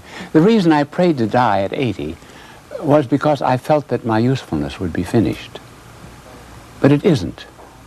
And so I'm happy to work, and I'm happy to go to heaven, and when I get there, I'll ask the good Lord to send me back after a few days of happiness there to come down and do some more work here. What is it you're doing now? I'm writing my own autobiography. It is called Clay. That is to say, the clay refers to me. The treasure in clay is the vocation. Bishop Sheen, do you foresee in the distant future any change in the Church's stand, the Catholic Church's stand, and certain issues today which have been quite controversial? Certainly abortion has been. Do you foresee ever any change in that? No. Not at all? No, because we have no power over the divine law. Furthermore, suppose we did. Suppose John Paul II tomorrow said, all right, bring out your contraceptives. Pull out your scalpels. Unplug the children from their wombs. Marry as you please. Unmarry as you please. Fornicate as you please. What would be the difference between the church and the world? But meanwhile, Bishop Sheen, you do have many women who have had abortions, who go to church. Yes, there's no reason why they shouldn't go to church and pray the good Lord will forgive them. That's good. I'm glad they do. I mean, better that if they're going to have an abortion that they still go to church than not at all. Yes, exactly. How do you see children and being able to teach human values to children? How do you teach them right from wrong when they see otherwise around them? First of all, children have within themselves a built-in comprehension of right and wrong. In the beginning of their lives, everything is baby hurt. After a while, they distinguish between the fire and themselves. And it isn't wrong until they distinguish between things that the parents approve and things that they do not. This idea of saying, leave the children be free, let them grow up to do whatever they want, then they will decide. Why do we have pot training? When we talk about the family, Bishop Sheen, are you distressed by the fact that in many cases you have men and women living together without marriage? Yes, and principally because it is the destruction of love. Unfortunately, in English, we have only one word for love. So we have to say, I love pickles, I love the New York Mets, I love God. The Greeks had 3 words for it. And 2 of them that were important were eros, which was friendship love, when Freud made the erotic, or sex. Then there's the agape, sacrificial love. Now when you're speaking of the family and these new customs that have sprung up, we have only eros, the erotic love. We have a love in which the ego projects itself into another and says, I love you, when all that is loved is the pleasure that is found in the other person. And this kind of love is the destruction of the family and the destruction of the human person.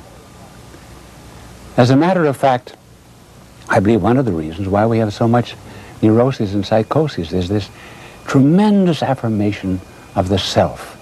I gotta do my thing. I have to have my pleasure. You bend yourself to my will. When real love does not mean to have and to own and to possess. It means to be had, to be owned, to be possessed. The ancients were right in giving Cupid an arrow, something that wounds, something that sacrifices self for another. Do these people ever show love, for example, for their neighbor and for the downtrodden? No, it is generally for the satisfaction of self. So this kind of life is producing neurotics and psychotics in our civilization. You mean more so than ever? More so than ever, yes. People today are without goals and without purposes. That is one of the reasons why our civilization is erotic.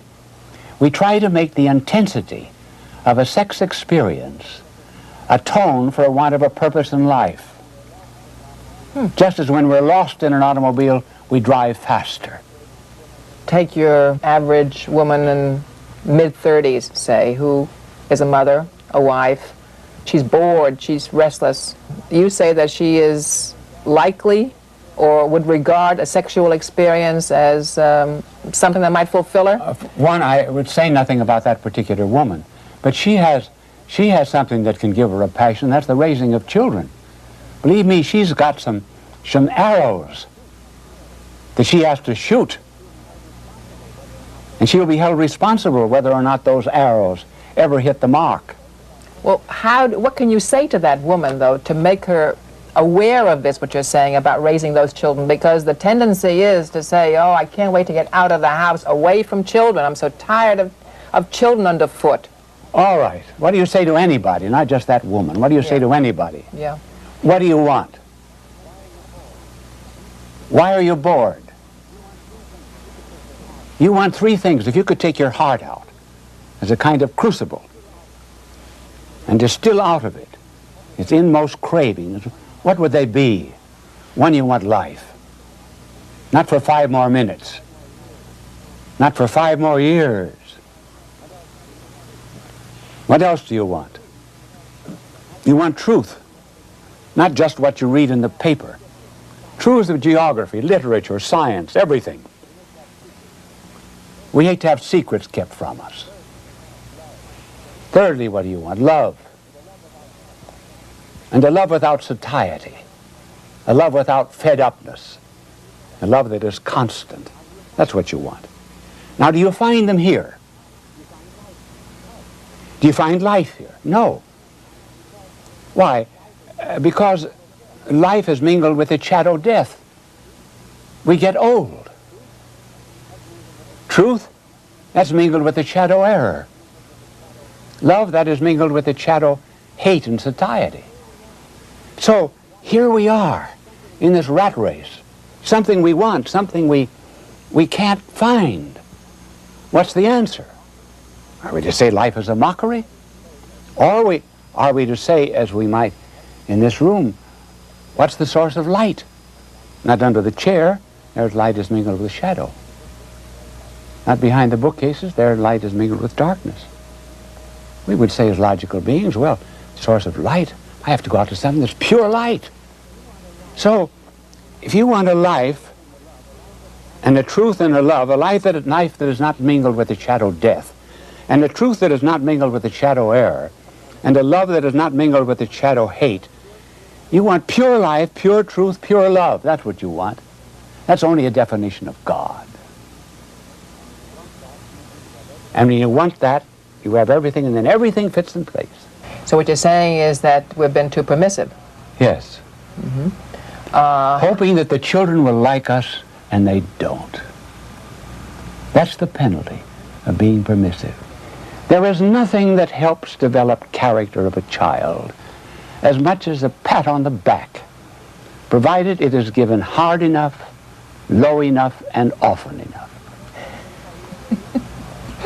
Is this how you were raised? I had one spanking, only one in my life. We had a horse, and I was a boy, Morgan. We kept in a barn back of our home in Peoria. And I was to feed the horse every noon. And I would go out and cut off some of the hay that was in a bale and feed it down the chute to Morgan. And my father came home this noon and said, "Did you feed the horse?" And I said, "Yes." He said, "I was just out there. There wasn't any hay in the bin." And I said, "Well, I fed the horse." And evidently Morgan was hungry that day and ate it all. So he gave me a spanking for lying. My mother said to my father, "No, he fed the horse. I saw him." Well, my father said, "Well, that spanking will do for the next time." But I never received another. Is modern man far from peace?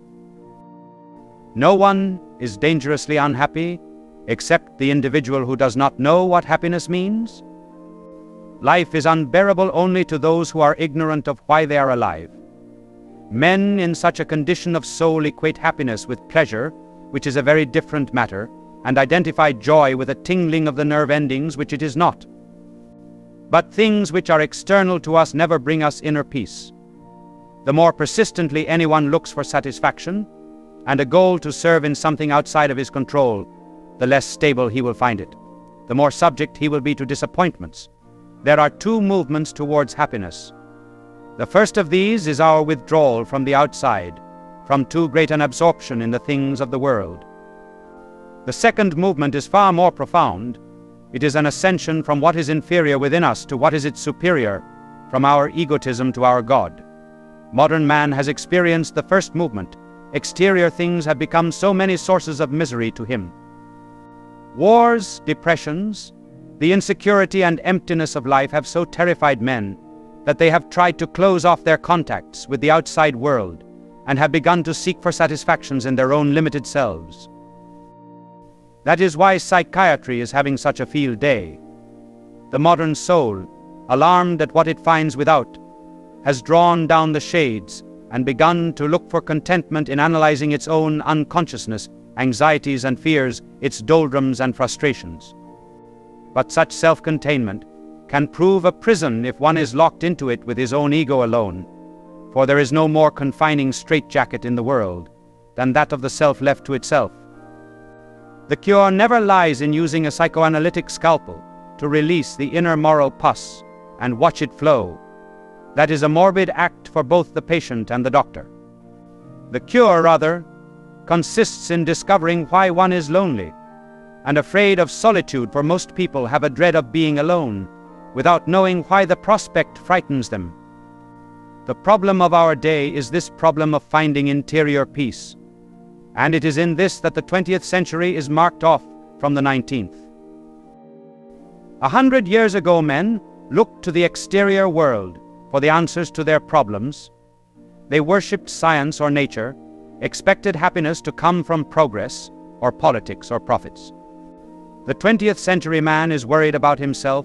He is even more concerned over the problem of sex than by sex itself, is interested in the mental attitude he should take towards it, rather than in its physical satisfaction and the begetting of children. His own values, moods, and attitudes absorb him. Although a great deal of nonsense has been written about the interior life of men in our day, it is still true that the 20th century is closer to God than the 19th century was. We are living on the eve of one of the great spiritual revivals of human history. Souls are sometimes closest to God when they feel themselves farthest away from Him, at the point of despair. For an empty soul, the divine can fill; a worried soul, the infinite can pacify. A self-concerned, proud soul, however, is inaccessible to grace. Modern man has been humiliated. Neither his proud expectations of progress nor of science have turned out as he hoped.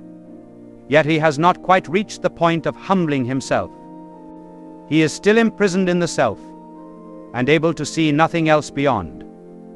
The psychoanalysts may be allowed to bore into his thoughts for a few years more, but the time is not far off when modern men will utter a frantic appeal to God to lift them from the empty cistern of their own egos. St. Augustine knew it well, he said. Our hearts are restless until they rest in Thee, and that is why, although a catastrophic war may threaten us, the times are not as bad as they seem.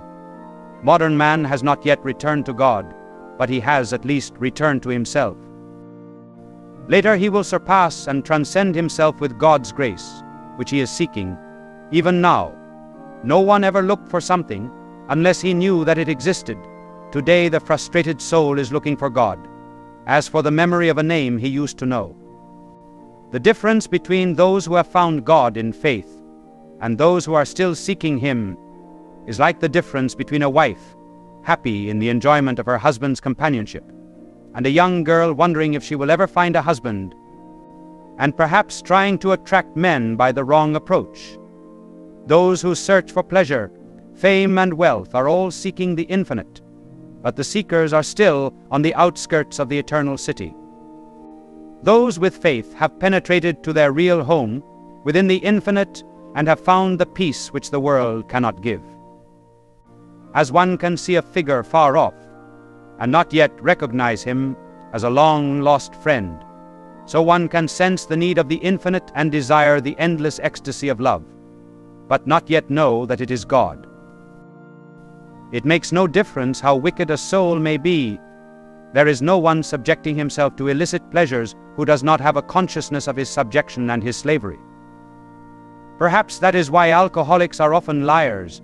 Their lips deny a slavery which their lives so visibly witness. Such individuals, unwilling to admit themselves mistaken, still refuse to be convinced of divine truth, but their sadness and their emptiness will eventually drive them to the God of mercy. Our exterior world today is in desperate straits, but the inner world of man is far from hopeless. The world of politics and economics lags behind the psychological development of men themselves. The world is far from God, but human hearts are not. That is why peace will come less from political changes than from man himself, who, driven to take refuge within his own soul from the turmoil without, will be lifted above himself to the happiness for which he was made.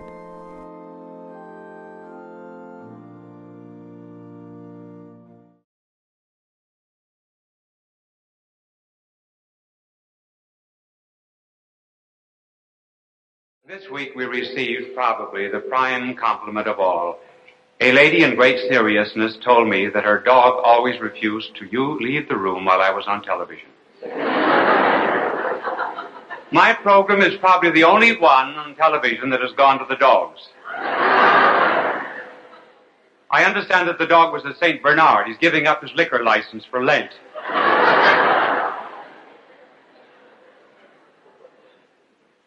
Perhaps we can introduce this subject by telling you the story of someone in the South who was arraigned before the judge, and the judge said to him, "Sam, do you promise to tell the truth, the whole truth, and nothing but the truth?"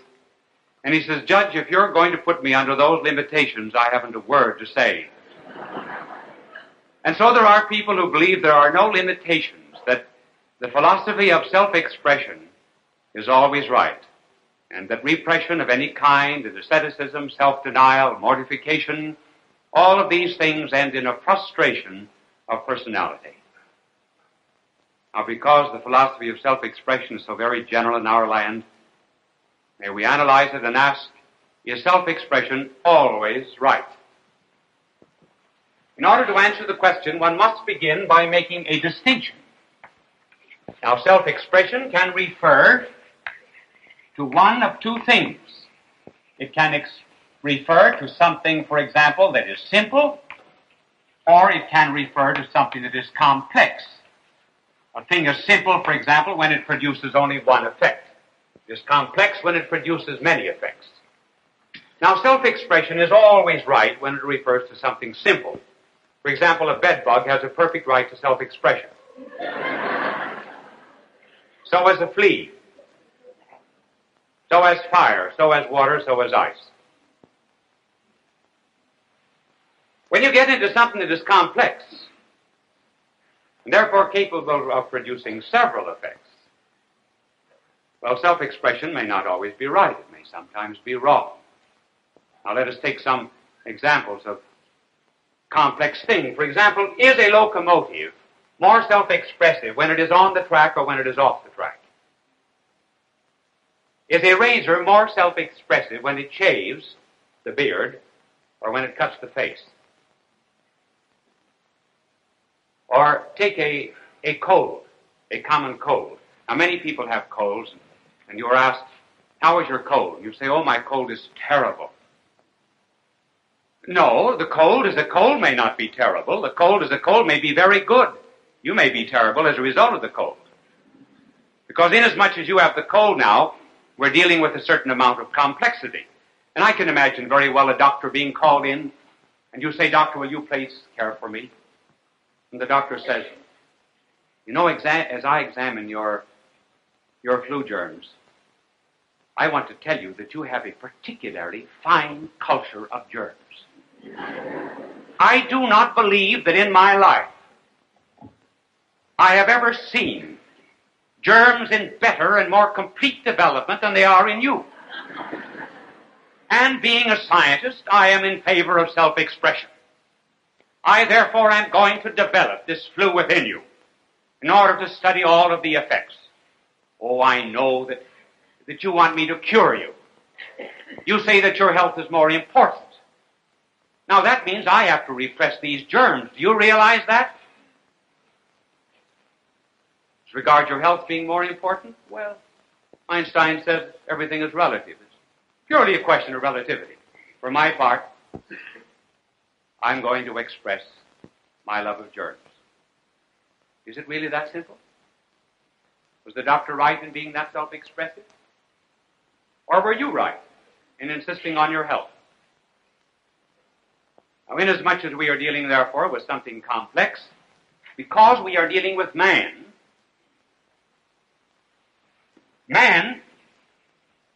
complexity derives from the fact that he's composed of a body and a soul.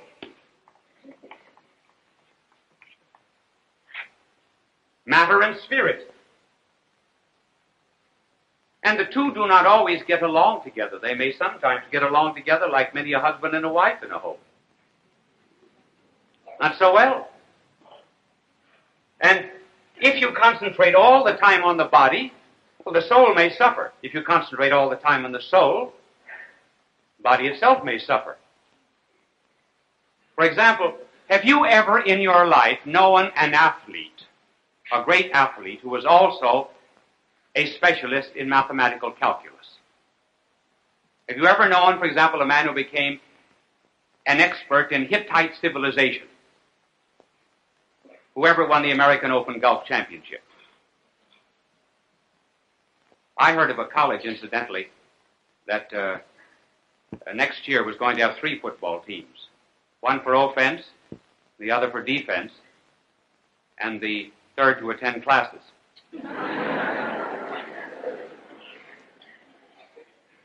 Did you ever know a very athletic girl who was strong enough to do indoor housework?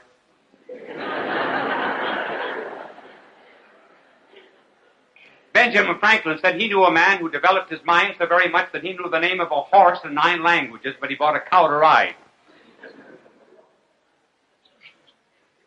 It's impossible for us to concentrate on one without the other suffering to some extent. It has been said, you know, that if a priest plays golf under 80, a score of 80, there's something wrong with his priesthood. If he plays above 80, there's something wrong with his golf. Now, inasmuch as we are very complex, we are to some extent like a man on a teeter-totter. Long time since I've drawn a man for you, and I've not improved one bit in 4 years. Not a particle.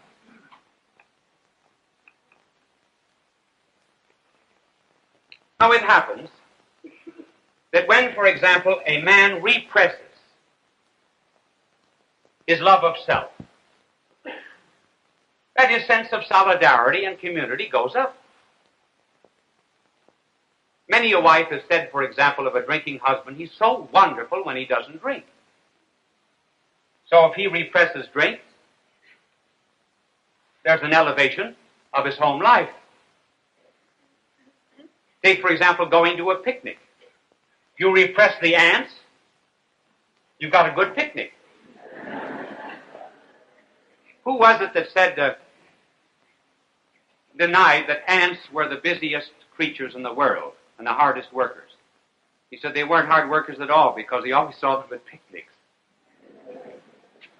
If we repress, therefore, the flesh, it follows that the spirit is going to be elevated. I believe, for example, that every single person in the world has actually got just so much energy. Now, not everybody has the same amount of energy. Some have tremendous powers. And if these powers go in the direction of evil, they're going to do a great deal of harm in the world. If they go in the direction of good, they will be benefactions to humanity. Now let us take, for example, a person who has, say, not very much energy, say 10 ergs of energy. There's 10 ergs of energy. And he goes in the direction of virtue. Well, suppose he turned around and went in the direction of vice. How vicious would he be? The chances are he'd be just about that vicious. I'll take a person who has much more energy. That particular person goes in the direction of virtue, produces a great quantity of it. That person went in the direction of vice, he would indeed be very vicious. There, I believe, is the great difference between Lenin and St. Francis. I mean Lenin, who introduced communism into Russia. If Lenin had gone in the direction of virtue instead of hate, violence, and revolution, he would have been a St. Francis of Assisi. And if a St. Francis of Assisi had gone the same direction of Lenin, he would have been a Lenin.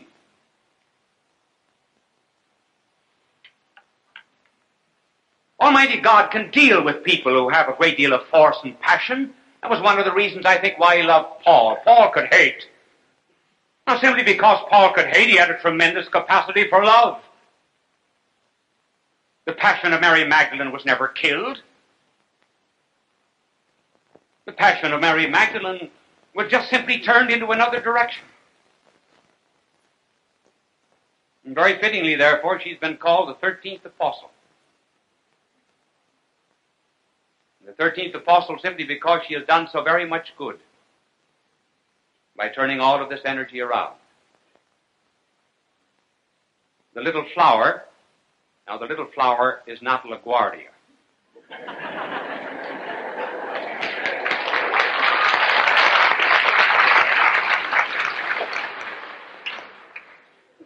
The little flower was the saint, St. Teresa. St. Teresa said that if she had followed her passions and had not in some way repressed that which was evil within her and had not responded to God's grace, she probably would have been one of the most evil women who ever lived. That's easy enough to understand. In other words, you never have a self-expression of something without a repression of something else. You never have a repression without a self-expression. That's why it's ridiculous to say of complex beings that self-expression is always right. If you put heat into a room, you repress the cold. Elevate yourself in the direction of goodness, you must depress vice. There must be some kind of asceticism and mortification and self-discipline. When then is self-expression right? Well, self-expression is right when it is directed to that which is the highest in our being. For example, when the mind is directed to truth, when the will is directed to goodness, when the body is more important than the raiment, and the whole being is directed to God, where the personality is also directed to its duty. And self-expression is always to be praised. And then it aids in what is called self-possession. Otherwise, we are possessed by something that is outside of us. And that is why, incidentally, our blessed Lord said, if your eye scandalizes you, pluck it out and cast it away. If your hand scandalizes you, cut it off and cast it away. It was not that our blessed Lord recommended an incomplete body, but rather he said sometimes that which is lower and base will stand in the way of that which is higher. And just as a ship in a storm at sea must be prepared to sacrifice its cargo, so too we must be prepared to sacrifice the lower things in order to possess the higher.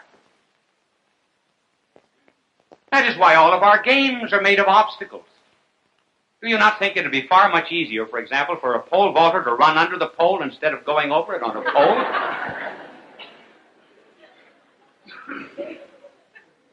Wouldn't it be much easier for basketball players if the baskets were down about 6 feet? Take, for example, golf. There's rough, and then the sand traps. The sand traps. I remember some years ago, I was in the Sahara Desert, great expanse of sand, and the guide said to me, he said, do you know what that is? I said, sure, I know what it is. But where's the green?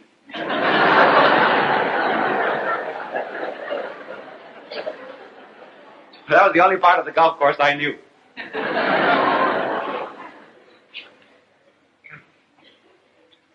All right, now we've been saying that in order to express the best of our personality, we must in some way mortify that which is lower. It may be objective. Then you're opposed to pleasure. Then we are not to have a good time. Then the long face is recommended. Then you pervert life. It may be objected. And you begin to take a pleasure, really a pleasure in giving yourself pain. Is that true? No, those who make that statement, first of all, they do not understand what real asceticism, mortification, and self-discipline are. Remember that our blessed Lord said, when you fast, wear not a long face. Anoint your head. Wash your face. Appear to men not to fast.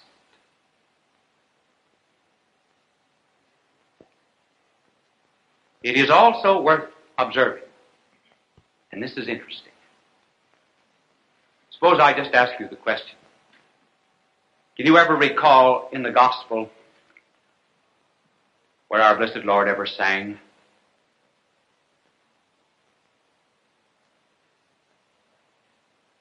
Now, he came on earth primarily to die, to offer himself for the sins of the world. When did he sing? The night that he went out to his death. It was the only time he ever sang a song. Was that denying pleasure?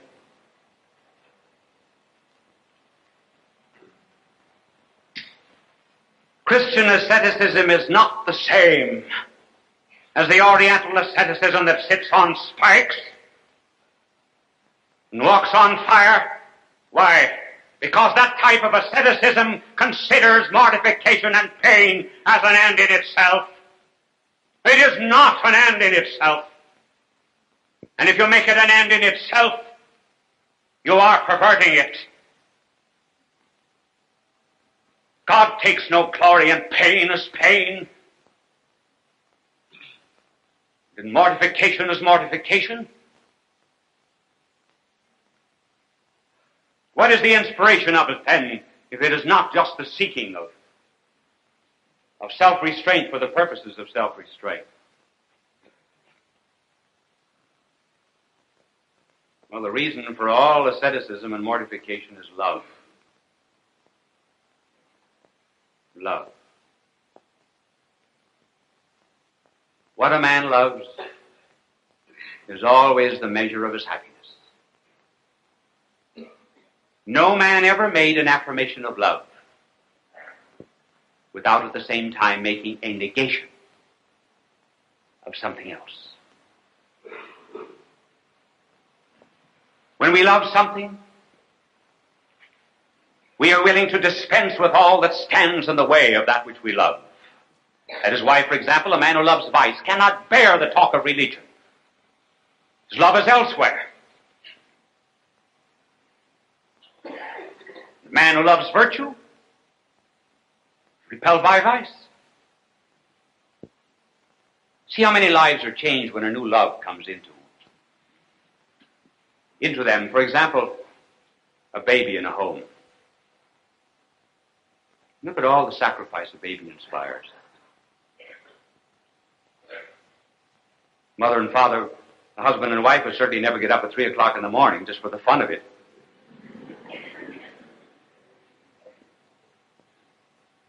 And maybe it was the first time that maybe the husband ever got up at 3 o'clock in the morning for the sake of a bottle, but he gets up.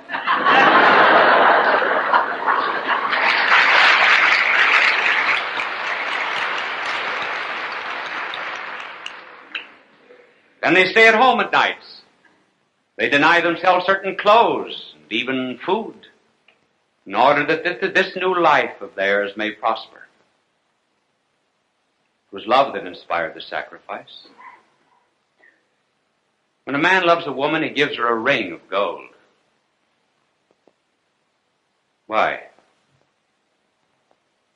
It represents a sacrifice.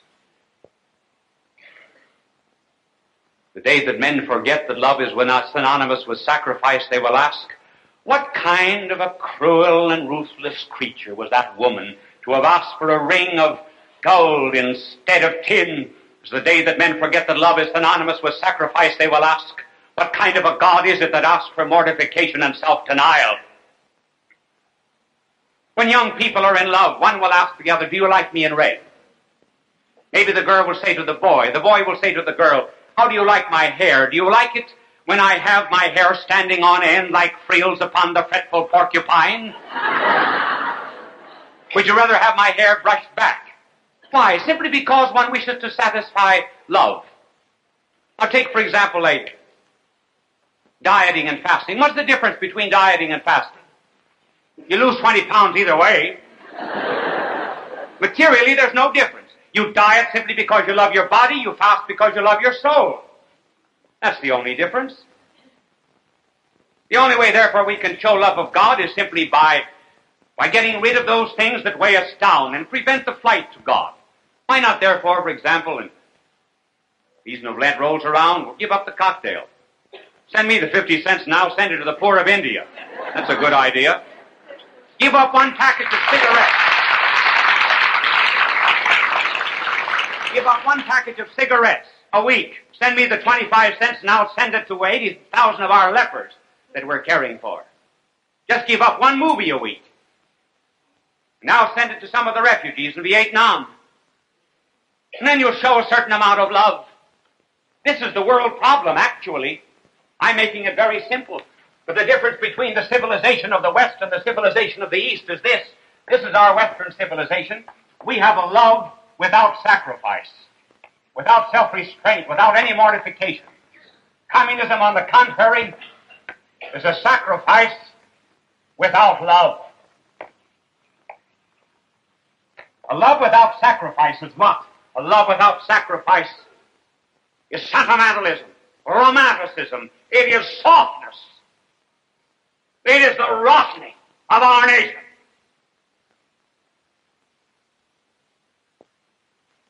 What is a sacrifice without love? It is violence. It is tyranny. It is hate. It is the totalitarian state. We have to beware of this, reminding ourselves of what Toynbee said, that of 19 civilizations that have perished from the beginning of the world until the present time, 16 have perished from within. They died of softness.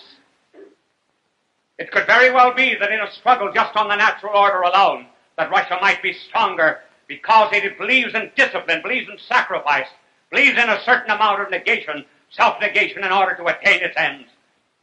But that must not be so, and that will not be so, provided we who know something about the cross in our civilization will introduce self-discipline, mortification, self-restraint in our home, in our nation, in our schools, that we may bring peace to a tortured world.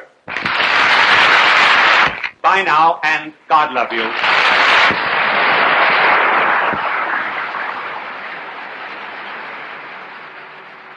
People of all faiths recognize Bishop Fulton J. Sheen as one of the greatest communicators of the 20th century.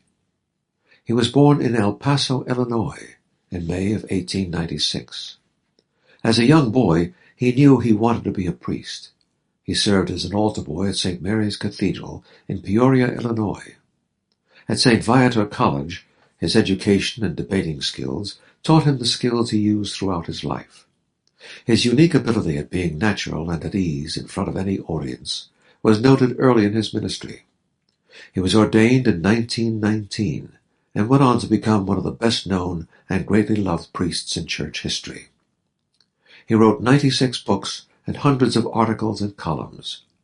He broadcast numerous radio and TV programs. People from all faiths watched him on television because he spoke to every man. They always waited with joy for his goodbye, his blessing, God love you. It continues to give us joy and memories. Bye now, and God love you. Bishop Fulton J. Sheen went to be with the Lord in December of 1979. Fulton J. Sheen, requiescat in pace.